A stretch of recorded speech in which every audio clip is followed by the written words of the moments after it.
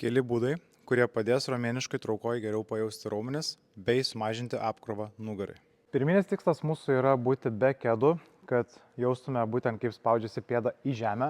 Ir šiuo metu mūsų tikslas yra kuo labiau pratimo metu atsistoti dubens plote ir svorį ne tik ant kulnų perkelti, bet ir spausti su nykščiais į žemę. Kitas momentas, biški prilenkiam kelius ir išpūtimo metu nuleidžiame šonkulius, kad presas būtų aktyvus. Jeigu taip nesigauna, bedame pirštus į pilvą ir padarome intraabdominalinį spaudimą ir laikome šią įtampą pratimo metu. Mūsų keliai yra prilenkti ir pratimo metu mes tiesiog atliekame veiksmą per klubą, stumime sėdmenis atgal, išlaikome spaudimą su nykščiais, išlaikome intraabdominalinį spaudimą ir padarome pauzę apačioj, kur labiausiai tempia sėdmenis.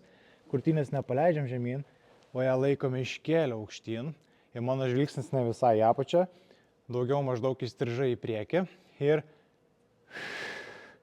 atkylam. Svorį leidžiame palei kūną, ne nuo kūno, nes čia didesnis svertas į nugarą, čia mažesnis, labiau suskirstume apkrovą, iš tos padėties perkeliu svorį čia ir aš efektyviau iškart jaučiu sėdmenų ir dvigalvių raumenis bei mažesnę apkrovą nugarai.